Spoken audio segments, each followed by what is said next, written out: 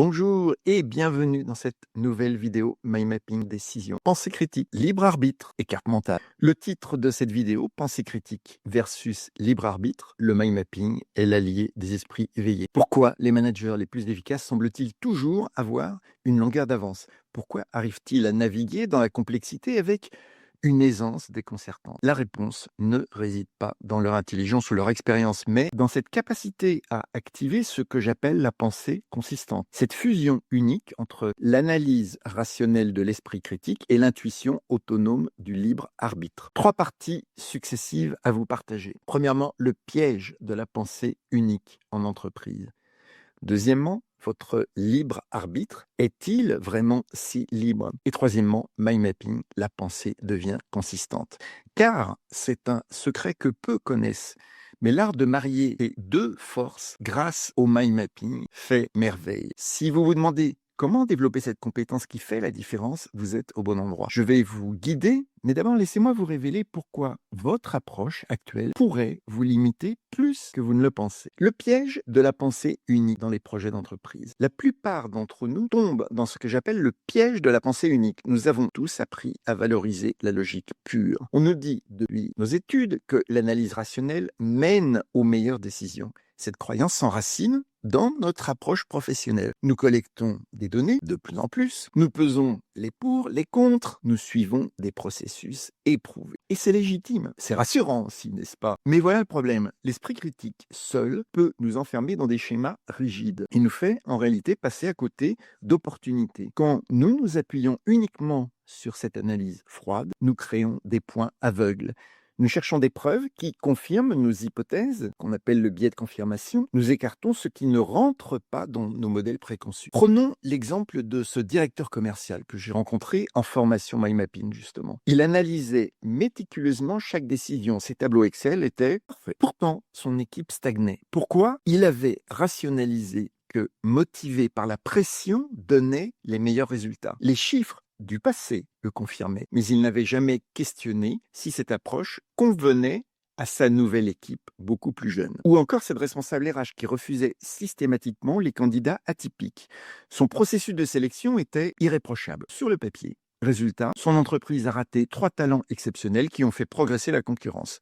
L'analyse pure l'avait aveuglé sur le potentiel humain réel. Ces échecs révèlent quelque chose de dérangeant. Même si les esprits les plus analytiques tombent dans des pièges, le biais de confirmation nous pousse à chercher des informations qui valident ces croyances. Le biais d'ancrage nous fait surévaluer la première information reçue et les suivantes. L'effet de halo nous fait juger globalement d'après un seul aspect. C'est là que le mind mapping révèle sa force. Sa structure visuelle, ses liens spatiaux, stimule notre intuition pour détecter ces pièges que notre logique seule ne voit pas. Mais ce n'est pas tout. Les contraintes externes influencent nos décisions sans que l'on s'en rende compte. La culture d'entreprise dicte ce qui est acceptable ou non. Les attentes hiérarchiques orientent nos choix. Les normes du secteur, du métier définissent les limites du possible. Nous pensons analyser objectivement, mais nous filtrons déjà en amont selon ces règles invisibles. Le mind mapping permet d'observer nos pensées comme un objet extérieur, en distançant croyances et pressions externes. Cette capacité unique de recul révèle combien nos automatismes limitent notre capacité à innover. L'esprit critique nous donne l'illusion du contrôle. Il nous fait croire que nous maîtrisons nos décisions, mais il peut aussi nous transformer en prisonniers de nos propres systèmes de pensée. Heureusement, la pensée consistante que j'appelle ici combine esprit critique et libre arbitre. Elle utilise l'analyse tout en gardant l'ouverture nécessaire à la créativité et l'innovation. Ce que j'appelle une approche hybride pour éviter les écueils de la pensée unique tout en gardant la rigueur nécessaire aux décisions importantes. Mais attendez, avant d'aller plus loin, il faut que je vous pose une question fondamentale sur votre autonomie. Votre libre arbitre est-il vraiment si libre? Combien de vos décisions managériales sont vraiment vôtres? Je sais que cette question dérange parce qu'elle remue quelque chose de fondamental. Nous aimons croire que nous agissons en toute autonomie. Nous pensons que nos choix reflètent nos valeurs personnelles, mais la réalité est bien plus troublante. Chaque jour, vous prenez des dizaines de décisions, vous choisissez comment communiquer avec votre équipe, vous décidez des priorités à fixer, vous validez des stratégies. Ces choix vous semblent naturels, évidents même. Pourtant, combien d'entre eux reflètent vraiment votre vision personnelle? L'environnement professionnel façonne nos choix de manière, là aussi, invisible. Votre entreprise, avec sa propre culture, elle valorise certains comportements, en décourage d'autres. Sans vous en rendre compte, vous adaptez vos décisions à ces attentes implicites. Vous intégrez des codes de votre secteur. Vous reproduisez les méthodes qui ont fait leurs preuves chez vos prédécesseurs. Regardez autour de vous. Combien de managers organisent leurs réunions exactement de la même façon? Ils suivent le même ordre du jour type. Ils utilisent souvent les mêmes expressions. Ils appliquent les mêmes méthodes de motivation. Ce n'est pas un hasard. C'est le résultat de patterns reproduits avec peu de questionnement. Je pense à ce directeur qui répétait systématiquement les phrases de son ancien patron, qui n'était plus là. Il croyait fermement à ses principes.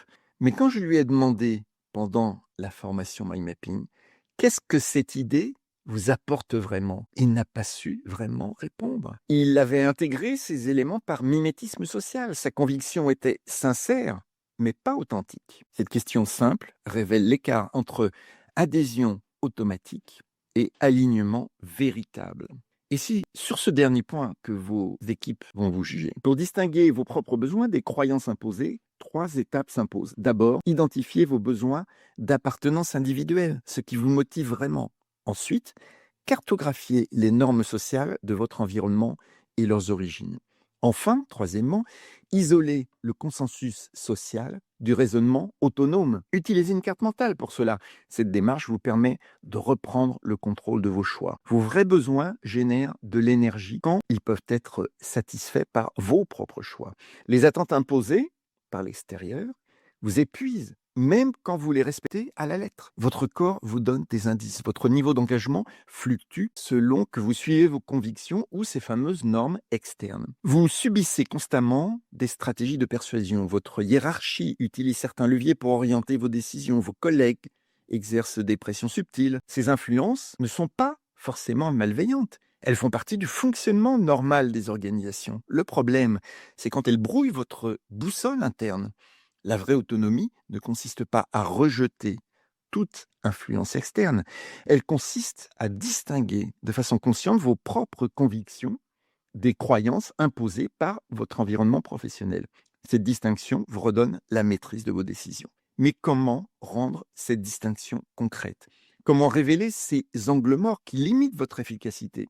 Il existe une méthode, un outil qui peut transformer votre façon de voir vos propres pensées. Sans surprise, cet outil, c'est le mind mapping, cette arme secrète qui révèle vos angles morts et transforme votre façon de manager. La plupart des gens voient le mind mapping comme un simple outil d'organisation. Ils l'utilisent pour noter des idées ou planifier des projets, prendre des notes. Mais c'est bien plus que ça. Le mind mapping devient un révélateur de pensée quand vous l'utilisez correctement. C'est pour cela que Mind Mapping Décision vous forme sur les aspects que je suis en train de vous présenter dans cette vidéo. Vos pensées restent souvent invisibles. Elles tournent en boucle dans nos têtes sans que nous les examinions vraiment. Invisibilité qui limite notre efficacité de façon dramatique. Nous prenons des décisions basées sur des suppositions non vérifiées. Nous reproduisons des schémas sans les questionner. La mind map change tout cela. 3 méthodes complémentaires s'offrent à vous pour développer cette pensée consciente. D'abord, prenez une carte factuelle,